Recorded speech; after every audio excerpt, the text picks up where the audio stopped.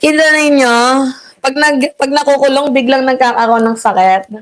Alam mo, eto mga minamahala, sa aking nabalitaan, kasi itong si Senator Rodante Marcoleta, ito, may papakita ko sa inyo, mga minamahal. Pakita ko sa inyo para malinaw yung storytelling natin. Oo. Pakita natin. Alam nyo kung nasaan, ito, pakita.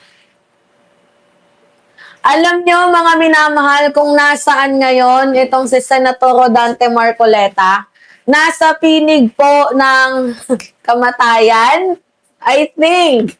Kasi bigla pong sinugod sa hospital itong si Senator Rodante Marcoleta. Like, magtataka ka. Bakit ka isinugod bigla sa hospital? Nung nagkaroon ka lang ng kaso, bakit ka sa hospital isinugod agad? Di ba? Ano yun? Magkakaroon na ba siya ng wheelchair? Ano, sakit-sakitan? Ngayon lang ako nakakita ng ganun, Ay, actually, madaming beses. Si Gloria Macapagal Arroyo. Si Jinggoy biglang nagkaroon din ng hypertension, di ba? Si Bong Revilla, medyo malakas-lakas naman ng katawan, kaya walang issue sa medication. Pero nagulat ako. May sakit pala, mga minamahal. Itong si Senator Rodante Marcoleta. Kasi tingnan ninyo, yan yung balita. Marcoleta, pansamantalang mananatili sa PNP General Hospital matapos inaresto. Ano ba? Paanong emergency? Paano? Ipaliwanag nyo sa akin, mga minamahal, kasi hindi ko po talaga maintindihan. Paano siya napunta sa hospital? Ano yung sakit niya? Yun yung gusto ko malaman. Ano yung sakit ni Senator Dante Marcoleta? Bakit nandun siya sa ambulansya? Bakit siya biglang nagkasakit? Bakit ngayon lang? Di ba kung saan nagkaroon siya ng kaso, bakit ngayon lang siya nagkasakit? Bakit noon normal lang naman yung pangangatawan niya, nakakatindig naman siya? Gets ninyo, bakit ngayon lang? Kaya nga nanggigigil ako, mga minamal. Nakasakay sila dito sa ambulance. Ito. Dito sila nakasakay, mga minamahal, sa ambulance. Kasama din dyan si Mike Defensor. At hinahanap na lang ngayon si Viray. Nandyan si Mike Defensor. Uulitin ko tong balitang to. Kasi nakakagulat. Na nandoon pala ngayon, nag-i-stay si Senator Rodante Marcoleta sa hospital. Like, bakit doon? Bakit doon? Ano, na-stress? Paano na-stress? Hindi ba napagbigyan ng rally ng INC? Hindi ba siya naipagtanggol? Dahil natuloy yung... Ano ba yung sinasabi nilang practice lang daw? Mga minamahal, try out lang daw yung yung rally. Try out lang daw yon. Try out kasi hindi kayo nag-succeed. Ano yung sabi? Chest pain daw, madam. So, nasaktan ka.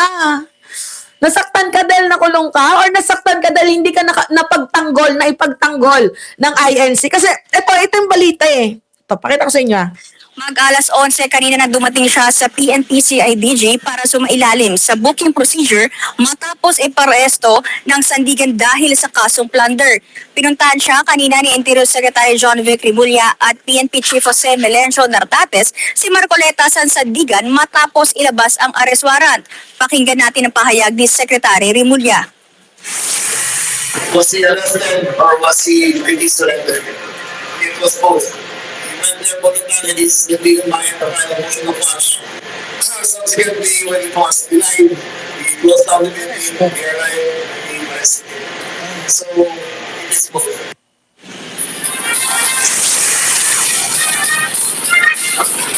Samantala, Ruth, sina dating Congressman Mike Defensor at ang negosyanteng si Joseph Espiritu ng mga kapwa-akusado ni Marcoleta, kakaalis lang ng PNP CIDG para magtungo sa Sandigan Bayan para sa return of warrant.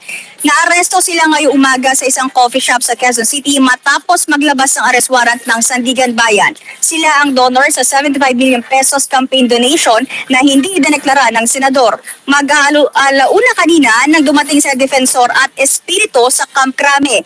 Sumasailalim sila o kakatapos sumailalim na sila sa booking procedure kung saan kinuha ang kanilang personal information, fingerprint at bag shot. Pagkatapos ng... So anyway, na-high blood. Tama ba? Na-high blood? Itong si Senator Rodante Marcoleta? Or it was just a drama? Sige nga, sagutin niyo ako. Totoo bang may sakit? Or baka drama? Mga minamahal, baka mamaya makita natin may neck brace na. Di ba? Baka mamaya makita natin may neck brace na, mga minamahal. Itong si Senator Rodante Marcoleta. Hindi natin alam yung galawan nila. Kasi ano sila eh, touch move. Parang ganun eh. Yung ginawa nilang rally, touch move. Wrong move. Oo. Na-touch nyo, di naman kayo nag-move. Touch move. 'Di ba? Wrong yung ginawa nyong rally kasi kahit ano pang rally yung gawin ninyo, ang may kaso, may kaso. Hindi pwedeng mapigilan ang pagsampa ng kaso kasi ang unfair naman. Gets niyo? Tanongin niyo si Remulla, friend. Style lang nila yan para di makapasok sa sada. Walang ganon. Drama yan. Drama lang yan. Script yan ng mga kurakot.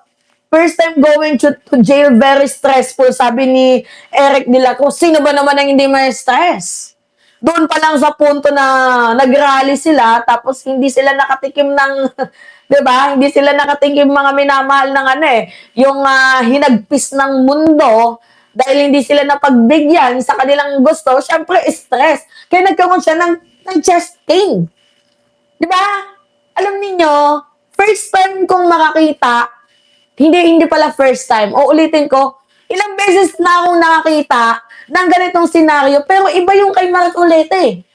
Yung mismong sumuko siya, tas parang hospital arrest yung mangyayari. What, meron bang ganon? Dapat walang special treatment eh. Di ba mga minamahal? Dapat wala tayong special treatment. Bakit parang John Vic, boying! John Vic! John Vic, ano na naman to? Bakit parang nagkakaroon na naman tayo ng tinatawag na VIP treatment? Walang ganon, walang VIP treatment. Diba? Walang VIP treatment. Nakakaloka. Mahirap ang masyadong maangas dahil nangyayari. Ngayon, hindi ka sinalo ng INC na nga eh. Nag-angas ka. Diba? Mukhang amoy patis na naman, nanggugulong ngunit wala ring nagawa. Yun na nga yung problema, mga minamahal. Nanggulo, wala ring nagawa, wala ring nangyari yung kanilang ginawang rally. Tapos sasabihin nila, ano daw, try out lang daw. Puta ngayon ng try out yan. Ilang buwan na yung try out ninyo? Simula pa ng 2023. Ano na ngayon, 2026, try out pa din? Diba? Masakit daw yung dibdib. Paano sumakit? Ginawa mo yan yung plunder eh. Diba? Nagpapadala sa drama si Marcoleta. Dapat pinusasan. Yan ang selective na justice. Totoo. Yan yung selective justice. Dapat pinusasan ninyo. Dapat yung kanyang kulungan is a normal jail. Yung kagaya sa ordinaryong mamamayang Pilipino. Di ba mga minamahal? Buti nga nahuli. If wala, isa po sa delay ng impeachment, tingnan mo, di ba?